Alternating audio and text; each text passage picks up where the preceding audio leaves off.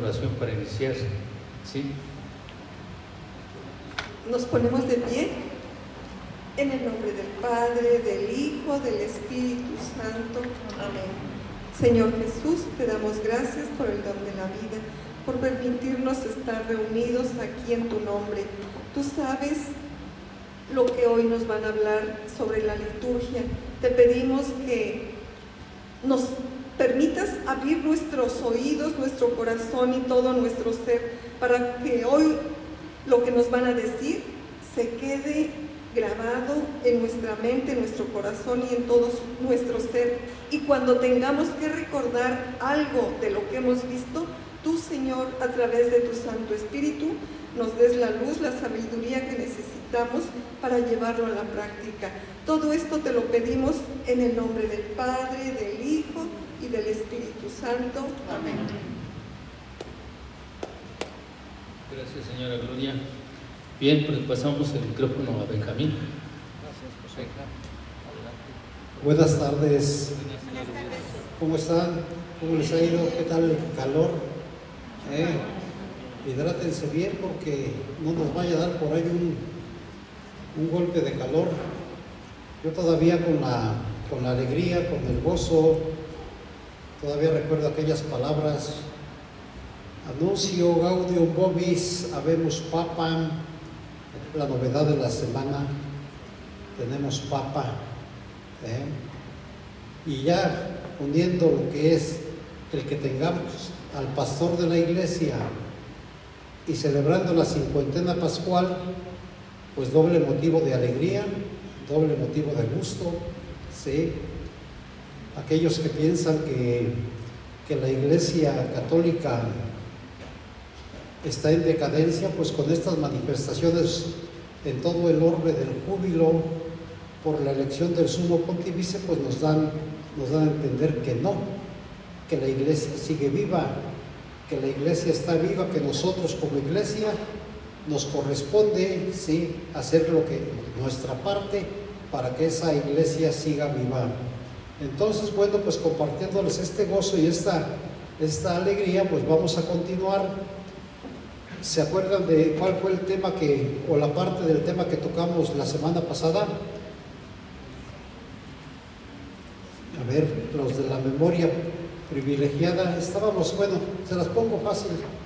Estamos viendo lo que es la Eucaristía, su contenido y su estructura, cómo está estructurada, y estábamos analizando cada uno de los signos, cada uno de la simbología de las oraciones que vienen dentro de ella. Y en esta primera parte vimos lo que son los ritos iniciales. ¿Quién se acuerda cuáles son los ritos iniciales? A ver, ¿con qué empezamos? Primero que nada, canto de entrada. Después,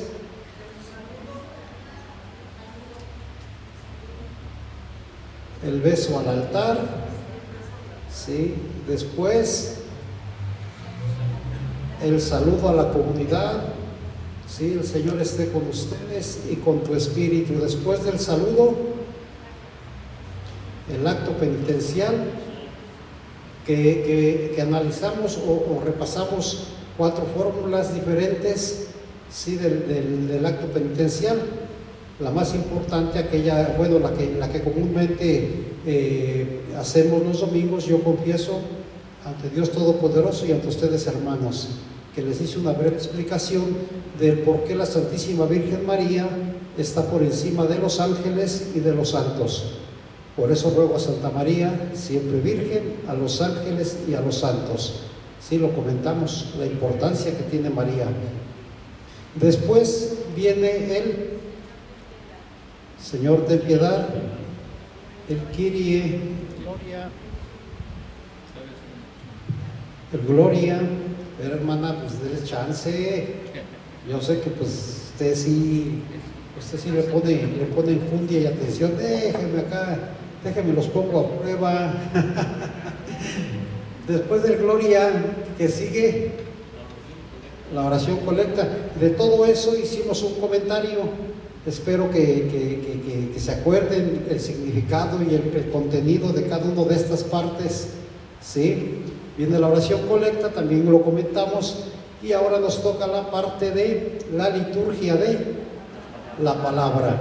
Entonces voy a retomar aquí en este punto, en las lecturas, en ellas y por ellas Cristo se hace presente y mensajero de las maravillas de Dios. Aquí lo importante, los ministros laicos ejercen solo una mediación entre Cristo y la comunidad cultural.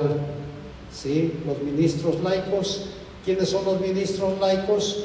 Todos aquellos que tenemos algún ministerio dentro de la celebración eucarística, que no somos del orden, sí, que no estamos dentro del orden, como son los diáconos, los presbíteros. Todos somos laicos. De las Escrituras se alimenta la fe de los fieles para participar con fruto en la ofrenda y comunión del sacrificio de Cristo. ¿A quién no le ha llegado cuando uno viene con alguna angustia, alguna problemática, alguna situación personal, y que hay un buen proclamador? ¿A quién no le ha llegado alguna vez una lectura? ¿Quién no se ha identificado con esa lectura, con la situación que está pasando en el momento, verdad? Y desde luego, como dice San Pablo, la fe entra por la predicación. La fe entra por la predicación. Entonces también hay que tener los oídos abiertos para escuchar el mensaje, y desde luego que nos lleve a una progresiva conversión. La comunidad eucarística recibe una gran enseñanza sobre los principales misterios cristianos, es decir, en la homilía se explican los textos que se han proclamado. Primera lectura, el Salmo; segunda lectura, cuando es el caso, y el Evangelio. Y entonces en la homilía se nos explican, ya más adelante ahondaremos un poquito en ese tema de la homilía, pero es explicarnos un poco de los textos en el contexto histórico y en nuestra vida personal, en nuestra actualidad. Ahí le cambiamos, José. El silencio también es bien importante, es parte de la liturgia. Hay veces que sucede, después de la comunión, si no, hay veces que no hay coro, y aunque lo haya, es muy recomendable que en ocasiones se haya un silencio para meditar, para tratar de asumir, ¿sí?, la acción que acabamos de hacer, que es comulgar el cuerpo y la sangre de Cristo. Luego, hablando en este caso de la comunión, hay veces que los cantos algunas veces no son ni los apropiados para la comunión, avientan cantos que no son los adecuados. El silencio se debe hacer un silencio en determinados momentos para lograr la plena resonancia de la voz del Espíritu Santo en los corazones, y para unir más estrechamente la oración personal con la palabra de Dios que acaba de ser proclamada. ¿Sí? Es recomendable eso. Por eso los lectores no debieran de subir corriendo y ya se bajó uno y el otro pues igual, ¿no? O sea, tranquilos, relajaditos, take it easy, así, sí, aunque luego pues sí le digan a uno que se pasa uno de mucho silencio, ¿verdad? Pero es precisamente para que ese mensaje llegue, resuene en nuestra conciencia. Esta frase está tomada de la Organización General para la Liturgia de las Horas, y ahí están los numerales. Le cambiamos, José. Los lectores, ahí va. Aquí, ¿quiénes son lectores? A ver, levanten la mano. Perfecto. Pues para los que no son, para que sean, son el último eslabón en la cadena transmisora. Son el último eslabón en la cadena de transmisión para la proclamación de la palabra de Dios. Esa palabra de Dios que tiene siglos y siglos y que sigue siendo actual. El lector es el último transmisor, ¿sí? Y por lo tanto, bueno, vamos ahorita, él es el profeta y el apóstol hablaron hace siglos, ahora es un lector quien se encarga de proclamar la palabra a la comunidad. El lector en su momento es el centro de atención, el lector en su momento es donde todo el pueblo de Dios está depositando su mirada sobre él, ¿sí? Entonces, aunque aquí ha habido siempre discusiones, es recomendable una buena presentación, ¿sí? En el vestido, en la vestimenta, porque en ese momento, en el momento de la liturgia de la palabra, pasa a ser un elemento importante. Next. Es recomendable que cada comunidad cuente con su equipo de lectores. Aquí no sé si todavía se siga trabajando o haya un equipo propio de lectores. En cada misa tengan un equipo, es lo más recomendable para todos los templos y todas las parroquias, que cada misa tenga su equipo de lectores, ¿sí? Pero como muchas veces los ministros son insuficientes, pues hay que repetir, ¿sí?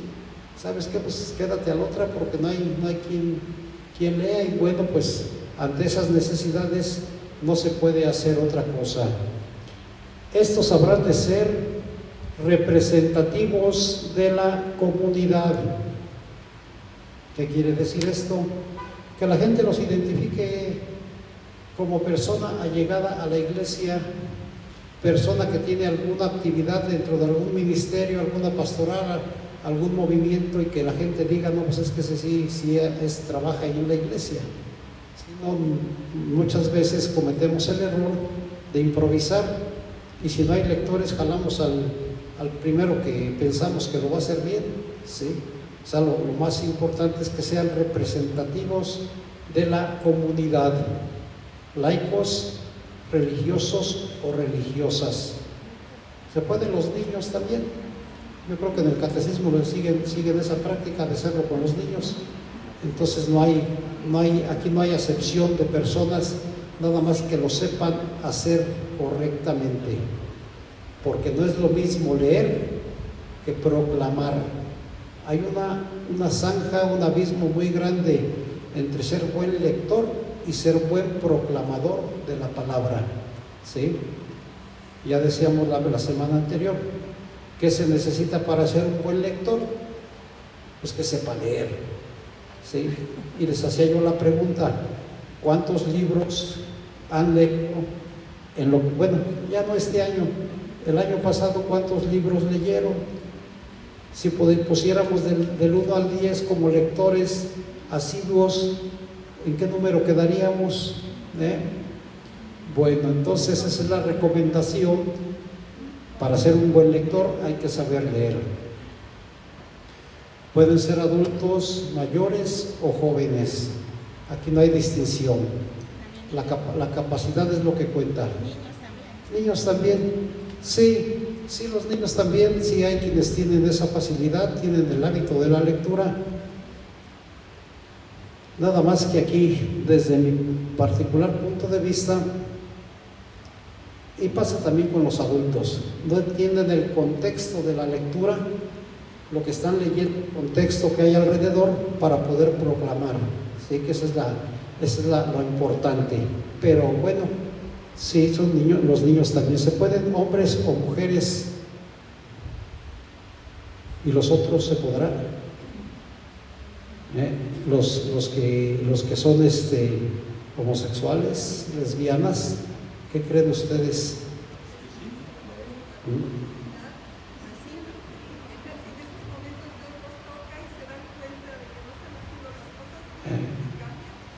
Sí, no, también tienen ese derecho.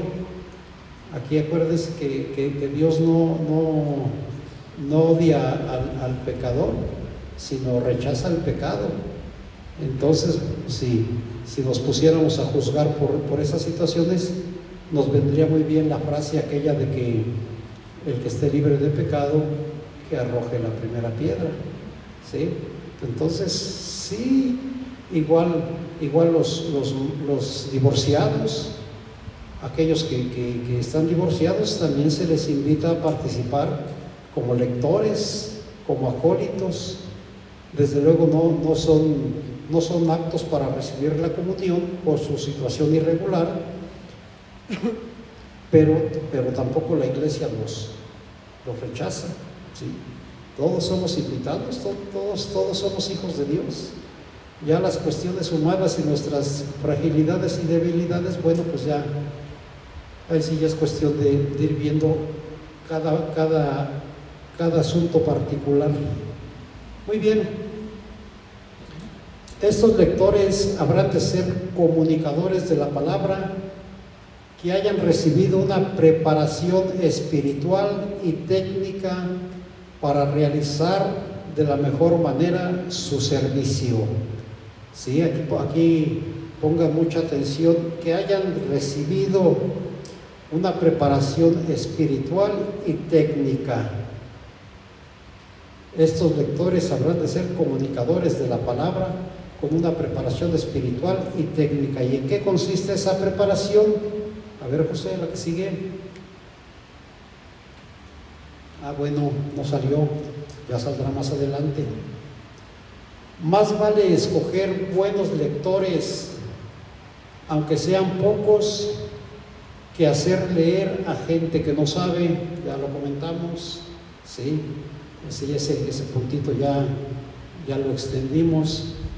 Es necesario que los lectores que ejercen este ministerio tengan realmente aptitudes para la lectura y estén bien preparados. También ya hemos hablado algo de eso. Ahorita vemos sobre la preparación. Esta preparación tiene que ser ante todo espiritual, pero también es necesaria la preparación técnica. A ver, ahora sí, la que sigue. Preparación espiritual. Ahí va. Aquel que hay quienes tienen vocación de lector, o sea, sí los hay, y sí se preparan, y sí se interesan, y sí buscan la manera de hacer su ministerio lo mejor posible, ¿sí? La preparación espiritual, esta presupone al menos una doble instrucción: la instrucción bíblica, ¿sí? La instrucción bíblica, conocer la Biblia, conocer el contexto histórico. Hace algunas semanas David me cuestionaba sobre un contexto histórico, sí, sobre el sacerdocio, algo así veíamos sobre el culto de los judíos, y hablábamos de los macabeos, y hablábamos de situaciones que pasaron en el siglo II, siglo III, siglo II antes de Cristo, Alejandro Magno, los hijos de Matatías, el Judas Macabeo, Simón, todo eso es tener el contexto de lo que estamos leyendo. ¿Y eso cómo lo vamos a conseguir? Estudiando Biblia, que es maravilloso ese mundo, es fantástico ese mundo, que entendamos quién fue Nabucodonosor, Ciro el Grande, Sargón II, Salmanasar V, y qué influencia tuvieron dentro de la historia del pueblo de Israel. Conocer a Moisés, los personajes que rodearon a Moisés, todo eso, para poder entender el contexto de lo que estamos leyendo, para saber y visualizar en la imaginaria aquellos personajes y proclamar como si estuviéramos viendo el acontecimiento que estamos proclamando. Entonces, fundamental para un buen lector, la instrucción bíblica. Esa es indispensable. Acuérdense que la Biblia es el sustento y vigor de la iglesia, y el que no se alimenta de la palabra de Dios, pues prácticamente anda raquítico en el espíritu, en su vida diaria, en su vida por el mundo. Los lectores habrán de estar capacitados para percibir el sentido de las lecturas en su propio contexto y para entender a la luz de la fe el mensaje revelado. Siempre es recomendable que los lectores que ya estén asignados previamente tengan a la mano su misalito del mes y puedan repasar su lectura y repasar y las palabras que no entiendan, pues preguntarle al que sabe cómo se pronuncia, cómo se dice, porque si luego vienen palabras complicadas. Aquella vez que una compañera mía dijo la catástrofe, todos se quedan así, la catástrofe, es la catástrofe, ¿sí? O sea, entonces es eso. Para tener una buena línea de comunicación con el pueblo es necesario la buena pronunciación, ¿sí? Los acentos, los puntos, las comas. Es recomendable que los lectores participen de los cursos bíblicos más elementales que se imparten en su parroquia. Yo me imagino que ustedes que están aquí en este proyecto de la escuela parroquial, pues ya vieron la historia de la salvación, ya vieron qué más, Sagrada Escritura, o sea, sí, entonces, y que las próximas propuestas que nos ofrezcan nuestros sacerdotes, pues no hacer caso omiso, sino que participar y conocer, porque lo que conocemos de la iglesia pues es nada más la punta del iceberg, lo que está por encimita, pero abajo es un mundo tremendamente amplio que no nos alcanzaría la vida para poderlo estudiar. Entonces la invitación a que participen de los cursos bíblicos. Siguiente. Instrucción litúrgica tiende a facilitar a los lectores una cierta percepción del sentido y la estructura de la liturgia de la palabra y de la liturgia de la palabra y de la liturgia eucarística, ¿sí? Que los lectores sientan esa percepción, ese sentido de la estructura. Yo ahorita les comento. Todos los comentarios que hicimos la semana pasada sobre los ritos iniciales, ¿les dejaron a ustedes algo positivo? Algo que decían, es que esto yo no lo sabía, lo que era el sentido del saludo, el sentido del beso al altar, el sentido de la oración colecta, el Kyrie. ¿Por qué el Kyrie? Kyrie eleison, que viene del hebreo Adonai, que significa Señor, y reconocer, no el Kyrie como un signo de penitencia y de perdón, sino como reconocimiento a la majestuosidad de Jesucristo el Señor. O sea, que entendamos el sentido, que sepamos qué significa cada gesto, cada palabra.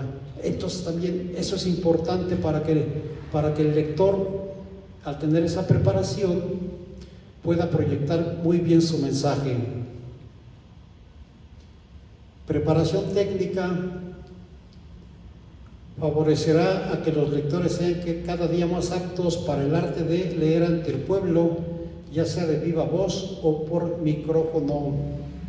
Está bien complicado ahí cuando les platico dos de mis experiencias. No crean que ya uno ya nació así que no. La primera vez que proclamé yo la palabra de Dios, o alguna de las primeras veces, fue acá en el templo de la Santa Cruz, ¿sí? Y allá pues también tenían un sonido así como bien finito, bien sensible, que no se requiere de hablar tan fuerte para que se escuche. Pero pues uno burro, bruto, pues ahí va y se sube, ¿no? bien con hartas ganas, y empiezo a hablar así bien pegado, ¿sí? Y sale este padre famoso, José Luis ¿qué? Arellano. Ese Arellano, y me empieza a retirar el micrófono para que pudiera haber más mejor vocalización y sonido, y pues yo ahí voy siguiendo como perro el hueso, siguiendo el micrófono, por más que me lo retiraba y me lo movía, yo seguía el micrófono, Entonces no crean que ya uno nació sabiendo, también pasó uno sus vergüenzas, y hasta que pues, se enojó el padre y no sé qué me dijo, ya ven que era de pocas pulgas, algo me dijo y sé por los nervios, ya ni sé qué me haya dicho. Esa fue la de las primeras veces acá en el templo de la Santa Cruz. La primera vez que proclamé la palabra de Dios fue acá en el templo. Me invitó don Ramoncito, en paz descanse, ¿sí? Así con su sencillez, que era un amor ese señor. Oiga, hermano, ¿no nos podría apoyar con la lectura? No, dije yo, pues si de aquí soy, de eso pido mi limosna. A ver, pues sí. Al momento de subirme al ambón, no, sentí como si me jalaran de las posaderas así para atrás de los puros nervios, O sea, da nervios cuando empieza uno, y muchos nervios. Pero cuando uno tiene ganas, cuando uno tiene deseo, pues vence todo eso, ¿sí? Y para la otra, es como cuando uno aprende a manejar, los que saben manejar, los hombres, sobre todo las mujeres algunas, pues cuando uno va aprendiendo, pues la primera vez se queda uno con hartas ganas de volver, no, pues ya quiero agarrar el volante otra vez, o la bicicleta en su caso, ¿sí? Así también es para esto de las lecturas, se queda uno con ganas, ¿sí?, de volverlo a intentar. Y desde luego en la práctica se van mejorando las técnicas, se van mejorando el modo de entender un micrófono, de saber a qué distancia podemos modular, ¿sí? Entonces, para que si alguien se va a animar, tampoco se desespere. Todo esto es en base a práctica, pura práctica, ¿sí? Es recomendable hacer de vez en cuando unas sesiones de adiestramiento para que los lectores aprendan a leer sin miedo y con seguridad, para leer sin prisas, para saber pararse ante el micrófono, para aprender a vocalizar, etcétera, etcétera, etcétera. Hay que saber leer, hay que saber gesticular, ¿sí? No leer entre dientes, tener muy buena pronunciación, porque hay quienes empiezan como carrera de caballo y parada de burro viejo, empiezan con un tono acá y terminan ya sin aire, ¿sí? No, tranquilo, la lectura nos da las pautas con las comas, con los puntos para llevárnosla bien tranquilo y tomar aire y seguir, ¿sí? O sea, pero eso es todo en base a la práctica, ¿sí? Fundamental, el decir yo lo quiero hacer otra vez, y si la regué otra vez, ya les platiqué la del domingo de Pascua de hace 3 semanas, que en vez de leer la del Apocalipsis, leer la de Pedro, pues ahí me la pusieron, a sabiendas que era del Apocalipsis, mal hecho de mi parte, pues ya estando todo acá, pues me aventé al Pedro y ni modo, mal hecho, ¿sí? Mal hecho, sí, pero pues me agarró un lapsus, me bloqueé como me he bloqueado en varias veces y equivocadamente leí la primera carta de Pedro. Entonces, como les dije la semana pasada, si cometemos errores, que sea porque nuestra naturaleza humana no es perfecta, pero que no sea por falta de preparación, ¿sí? Que no sea por falta de preparación los errores que cometamos en la liturgia. ¿La que sigue?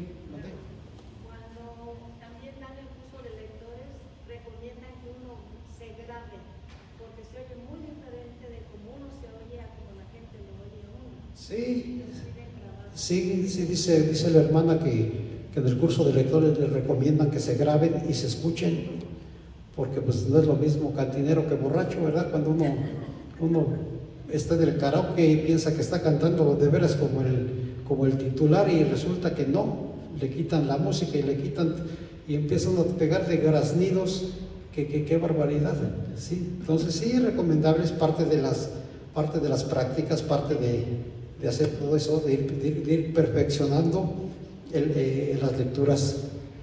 Sigue preparación espiritual, ya vimos la técnica, ahora viene la preparación espiritual. Consiste en conocer mejor lo que se lee, leer y releer antes, querer entenderlo bien. Y sobre todo esta frase de la Dei Verbum 12, la palabra de Dios habrá de ser leída con el mismo espíritu con el que fue escrita. Vas a participar como lector, vas a participar en cualquier otro ministerio, encomiéndate al Espíritu Santo. Sí, eso también es fundamental. Acuérdense que la liturgia, la Eucaristía es cristocéntrica trinitaria, es decir, Cristo es el centro, pero van las 3 divinas personas implícitas. Las tres divinas personas van implícitas, ¿sí? En Cristo nos reunimos a rendirle culto al Padre gracias a la acción del Espíritu Santo que obra en nosotros, ¿sí? Entonces esa es la cuestión cristocéntrica, trinitaria, y por lo tanto pues encomendarnos como nos encomendamos todos los días, al amanecer, al despertar, al dormir, al Espíritu Santo. ¿Por qué? Porque está siempre con nosotros. La que sigue, ya saben, si por ahí surge algún cuestionamiento, alguna pregunta, levanten su mano luego, ¿sí? ¿Cómo hacer las lecturas? El lector de la primera lectura sube al ambón después de la oración colecta, eso todos no lo sabemos.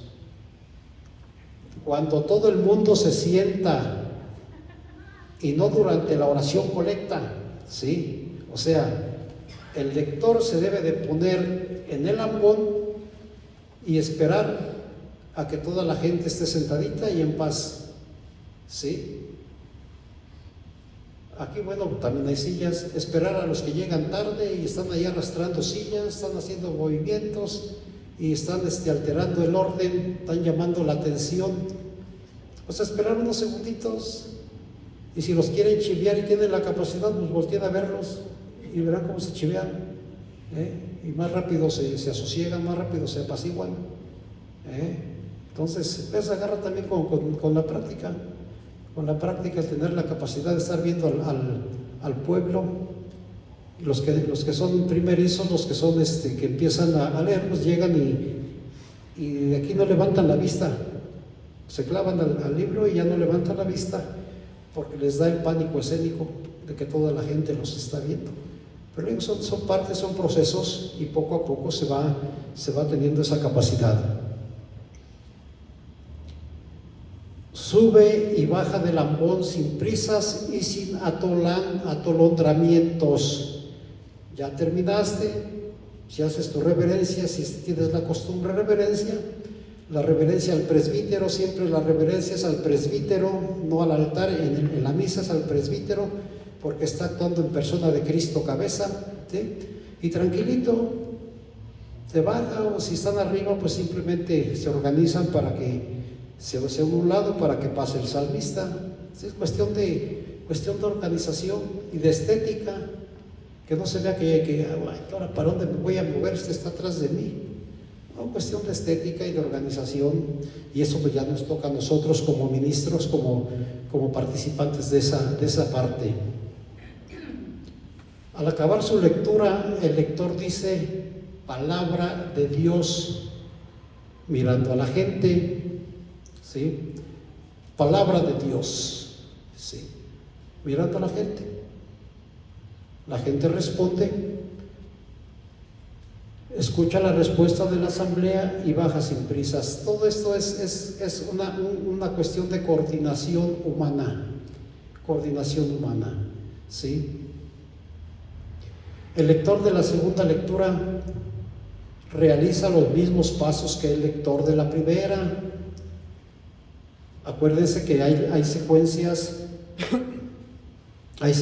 que son obligatorias en algunos casos. La secuencia de Pentecostés, Pascua, y hay otra obligatorias. La de Navidad, no, en Navidad no hay secuencia, ¿sí? ¿No? Sí, hay tres: Pascua, Pentecostés, Corpus. Pascua, Pentecostés, Corpus son obligatorias. La opcional es la de la Santísima Virgen de los Dolores, que también trae secuencia, esa Eucaristía. Esa es opcional, no es obligatoria, pero está preciosísima, ¿no? Que vale la pena proclamarla. Está preciosísima esa secuencia, ¿sí? Muy bien, vamos, aquí están. Pascua y Pentecostés son obligatorias, las demás son opcionales. Al final la lectura proclama el salmo. Al finalizar la lectura proclama el salmo o el verso que acompaña el aleluya. Dentro del aleluya, lo que antes era el gradual o la antífona del aleluya, pues se entona, se canta, se proclama y se sigue con el aleluya. El aleluya se canta todo el tiempo, a excepción del tiempo de Cuaresma y Adviento, ciertamente, gracias. El aleluya se canta todo el tiempo a excepción del tiempo de Cuaresma. No, espérame, no me cruces. En Pascua, en Cuaresma, ¿qué se canta? El honor y gloria a ti, Señor Jesús. Y en Adviento, no me cruces, no me cruces. Si no, si se canta el aleluya. Muy bien. Me está confundiendo con el gloria. Sí, el gloria, sí. Si no, no me cruces porque me causas un cortocircuito acá. Sale pues lo que sigue. El salmista, chulada, el salmista.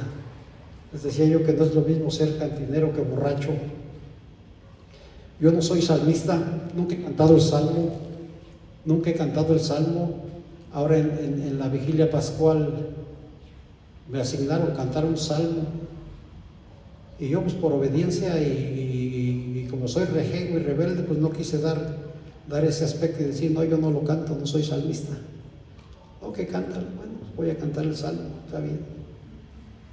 El Señor es mi Rey y mi Salvador. Y toda la semana practicando.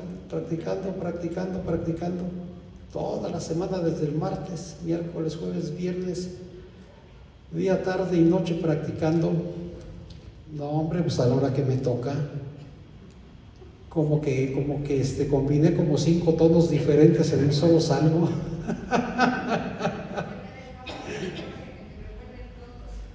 Mandé. Sí, no, pero en mi caso particular no, qué pena, qué vergüenza, o sea, para mí fue una cosa, un trauma que estuve viviendo 8 días, que no quería ni ver a las gentes porque andaba avergonzado realmente. ¿Saben con qué se me quitó? Con el error de la lectura de San Pedro en vez del Apocalipsis. Con eso se me quitó el trauma del primero. Así que, para que vean, no, para ser salmista tiene sus características muy propias, muy particulares. Debe prepararse con tiempo para su intervención, sin dejar nada a la improvisación. Debe prepararse leyendo, ensayando y por encima de todo orando y meditando el salmo que se va a entonar, descubriendo qué le dice el salmo a él. Hay que tener en cuenta que los salmos son oraciones, ¿sí? No vamos a pararnos y proclamar una parte del libro vaquero. O sea, el Señor es mi pastor, nada me falta, en verdes praderas. Despacito, saborealo, disfruta. También las lecturas son para disfrutar, para saborear, ¿sí? Por tu amor, oh Dios, ten compasión de mí. O sea, estás aventando una oración, haz la propia, haz la tuya. El salmo es eso, y debe de llevar esa característica en la Eucaristía, como una oración que es la oración propia, ¿sí? Si algún músico instrumentalista va a acompañar al salmista, los dos deben ensayar juntos con tiempo, deben ponerse de acuerdo, y el salmista nunca deberá permitir que un músico improvise alguna melodía, porque se podrá echar a perder toda la preparación previa, ¿sí? Ya ven que de repente nos salen esos artistas espontáneos que inventan tonos, no, espérate, ponte de acuerdo con el salmista que en qué tono lo quiere, si puedes hacerlo, si no lo puedes hacer, mira, sabes que no le entro, sí, no le entro, aquí no me queda el tono que tú quieres, mejor échatelo a capela, ¿sí? Échatelo a capela. Cuando un salmista canta su salmo, debe cantarlo desde el ambón, y su vista debe mantenerla siempre ahí, en el ambón, en una actitud de oración profunda, inspirando a los demás a orar también. Es una reiteración de lo que comenté hace rato, es una oración. El salmo que se proclama en la Eucaristía es una oración, y hay que proclamarlo como tal, ¿sí? Una parte bien importante también es, y nos lo dice la instrucción general para el uso del misal romano, el salmo, si no se canta, al menos se proclama. O sea que no es obligatorio que lo canten, ¿sí? O sea, si no hay quien lo cante, pues no lo cantes. Yo digo, pues ahora sí ya puedo hablar de primera persona, pues yo soy salmista y hice el ridículo tremendo, pero pues he escuchado otros que me dicen quítate que ahí te voy, ¿no? Que lo quieren cantar y no, pues cuál, para nada, ¿sí? Está como la canción esa de yo tenía un chorro de voz y era el amo del falsete,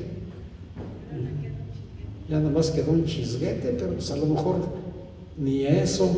Entonces el salmo, cuando no se canta, se recita, se proclama, ¿sí? Para que si alguien alguna vez va de salmista y lo quieran obligar a que lo canten, no, es que no. Y así lo dice la Instrucción General para el uso del misal romano, creo que es el número 36, porque luego por allá tengo pleitos que a fuerzas tiene que ser cantado. Espérate, aquí dice que no. Y aquí hubo algunas compañeras que a fuerzas querían que se cantara y no, pues no. Sale pues, la que sigue. Ahí dice que siempre debe mantener la vista en el ambón, no la tiene que levantar. En el Salmo. Por eso. En el Salmo. Sí, ¿por qué? Porque pues si levantas la vista y pierdes la línea, pierdes el tono. Pero ya al final, para invitar al pueblo. No, fíjate que sí es un movimiento natural. Terminas tu salmo y esperas la respuesta del pueblo, ¿sí? O sea, lo terminas, esperas la respuesta del pueblo y en el momento en que termina la respuesta del pueblo, vámonos para abajo, ¿sí? Te retiras, ¿sí?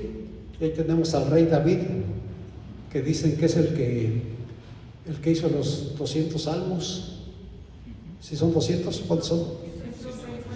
150, bueno, sí, se ve que sí saben de Biblia. Algo, hay nomás, pues como no, pues fue mi alumna, algo tiene que saber. Órale pues, la que sigue. Nunca deberán decir todos vamos a repetir, todos vamos a decir no. Y ahora también el modo que se está utilizando en algunos lugares de hacer el movimientito de la mano, pues si el pueblo sabe, el pueblo es sabio. Cuando no hay coro, con una persona que comience el canto de entrada, todo el pueblo, o sea, no hay necesidad de estarlos asusando ni estarles. Entonces, cuando se entona lo que es la respuesta del salmo, el pueblo sabe a qué hora y cómo cantarlo. Desde luego, el salmista les tiene que dar el tono. Aquí en Querétaro sí, pero en otros lugares no, porque la gente de aquí de Querétaro es muy buena para coger los tonos. Sí, pues es que hay tantas iglesias y tanta tradición, que pues muchas de las... Sí, hay lugares donde no son complicados, y también donde se complica es en esas misas de sociedad, cuando vienen esas despechugadas y con la espalda destapada, ¿verdad? Que pues ahí sí no saben ni qué contestar, nomás vienen de cuerpo presente para la foto con el padre, así todas encueradas, ¿verdad? A ver, padre, hágase. Entonces, no saben. Entonces hay veces que ahí sí, bueno, pues ahí cabe la invitación, vamos a responder, porque estamos conscientes de que la gente que está al frente no sabe ni a qué vino. Dice, antes de iniciar su participación, nunca deberá decir todos antes de iniciar su participación ni ninguna otra indicación. Su voz y una breve pausa al terminar la estrofa debe hablar por sí misma. Si hay algún instrumento, puede ayudarle a dar la entrada. La respuesta solo la canta el pueblo y el salmista debe permanecer en el ambón hasta que termine la última respuesta del pueblo. No debe retirarse antes por ningún motivo, y lo que les comentaba hace rato, el salmo si no se canta, al menos se recita. Eso está en el misal romano, número 36 y 39. El salmo responsorial es una prolongación poética del mensaje de la primera lectura, que la comunidad profundiza con su respuesta al salmista. Sí, el salmo es una respuesta a la lectura que se proclamó con anterioridad. ¿Sí? Ahí sería cuestión de... Pero si va a haber aleluya Sí, claro, sí, se entiende que si hay aleluya y nada más es una lectura, pues hay que esperar. Sí, eso se entiende, pero aquí prácticamente hablamos cuando hay 3 lecturas y un salmo. ¿Sí? 3 lecturas, ¿por qué dije 3 lecturas? Por el Evangelio cuenta como lectura. ¿Sí? Entonces son 3 lecturas y un salmo. Muy bien. Esa no se la sabían, ahí está, apréndansela. La que sigue. José. Ya está. Ahí está. Ya está. 11 consejos para un buen lector. Órale, para que se animen a una buena lectura. Esto ya lo vimos, leerse la lectura antes, si puede ser en voz alta y un par de veces, leerla para entender bien su sentido y para ver qué entonación hay que dar en cada frase, cuáles son las frases que hay que resaltar, dónde están los puntos y las comas, con qué palabra puede uno tropezar, etcétera. Ya lo comentamos. Estar a punto y acercarse al ambón en el momento oportuno. Aquí se los simplifico, que los lectores no se sienten hasta allá al fondo, que estén aquí a la mano, ¿sí? Para que la misma celebración lleve la fluidez como debe de ser, que sea fluida, que no se tenga uno que esperar a que venga ya el salmista o el lector y esperarlo hasta que llegue para acá. No, los lectores lo más cerca que se pueda, que yo creo que aquí se sigue practicando eso, lo más cerca que se pueda al ambón. Cuando se está ante el ambón, vigilar la posición del cuerpo. No se trata de adoptar posturas rígidas, pero tampoco es recomendable leer con las manos en los bolsillos o con las piernas cruzadas. Aquí ve el padre que se echaba la humilde, así, así bien descansado, hace años, ya muchos años. O sea, pues qué figura, ¿no? Desfiguro más bien, pero se le echaba así. Y no, pues hay que derechito, así, tampoco ni con las manos acá. La mejor posición para leer es tener la mano así en el ambón. Si es una lectura larga y no tienen el miedo a que se les pierda, pues se puede ir siguiendo la lectura con el dedo, no pasa nada. ¿Sí? Practicar el dar la vuelta a la hoja, porque eso es verdad. Dar la vuelta a la hoja, checar antes de empezar la misa cómo están estructuradas las lecturas y ir preparado, ¿sí? Situarse a distancia adecuada del micrófono, pues ya lo comentamos, ¿sí? A saber aprender a modularse, que uno tenga también, esté proclamando y tenga el oído para saber cómo se está escuchando y cómo lo está recibiendo la comunidad, porque entre más pegado el micrófono, más se distorsiona la voz. Sí, entonces hay que tener mucho cuidado de ir aprendiendo en la práctica. No vaya a pasar como yo, ¿verdad? Que les digo que parecía como perro siguiendo el hueso, que me lo movían así. No, aquí ya, poco a poquito, ir practicando, ir cuidando esos detalles. La que sigue, no comenzar nunca hasta que haya absoluto silencio y la gente esté realmente atenta. De eso tiene mucho que ver el lector también, ¿sí? Que la gente se asosiegue. Ya se los comenté hace rato, ustedes se paran y aquellos que están allá atrás armando relajo, platicando, pues nomás voltear así a verlos. Ahora está muy de moda que se quedan atrás para estar checando su teléfono celular, ¿sí? Está muy de moda. Digo, aquí no hay problema, jóvenes, pero en misa es una falta de respeto. Sí, en misa es una falta de respeto totalmente. Aquí como sea, pues, este señor gordo habla puras tonterías, dirán los chavos. Pero en la misa sí es grave y es delicado, es una falta de respeto. Y ahora se da esos fenómenos. Entonces, o los novios acá cachondeándose a media misa, no marchen. Leer despacio. A ver si identifican a alguien así. El principal defecto de los lectores en este país de nervios y de nula educación para la actuación pública es precisamente leer deprisa. Si se lee deprisa, la gente quizá sí con esfuerzo consigue entendernos, pero lo que leemos no entra en su interior. Recordémoslo, acostumbra a ser nuestro principal defecto, ¿sí? Es decir, los lectores en este país de nervios, sí, es una realidad. Los que se han parado aquí al frente y se han tenido que dirigir a un público, saben lo que se siente. Se hace presente aquella frase del apóstol Pablo: me presenté ante ustedes con rodillas vacilantes, con rodillas temblorosas. Sí, así se para uno, así, los puros nervios, nada más que no lo ven, pero sí. Entonces, esa es una realidad, y desde luego pues, se puede controlar poco a poco, ¿sí? Así viéndolos a los ojos, así como saludar, pues, quitarse, controlar los nervios. Y es padre porque se siente la emoción y los nervios y el control que se tiene.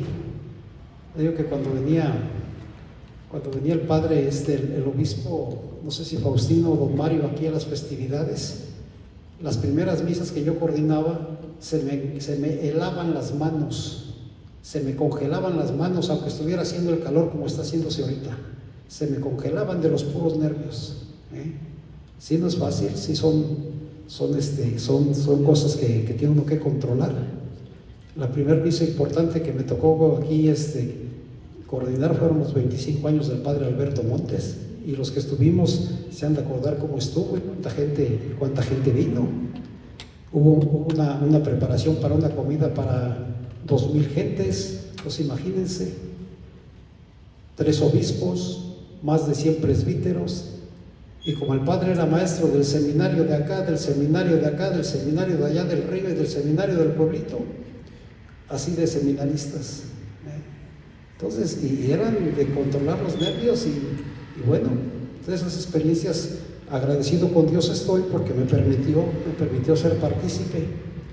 Ya después de la fiesta ni les digo cómo terminé, ¿verdad? Porque pues ahí es todo lo contrario, pero en la cuestión litúrgica no, es una maravilla esas experiencias. Además de leer despacio, hay que mantener un tono general de calma. Hay que desterrar el estilo del lector que sube a prisa, empieza la lectura sin mirar a la gente y al acabar huye más a prisa todavía. Y no, se trata de llegar al ambón, respirar antes de leer haciendo pausas en las comas y haciendo una respiración completa en cada punto, hacer una pausa al final antes de decir palabra de Dios, escuchar desde el ambón la respuesta del pueblo y volver al asiento.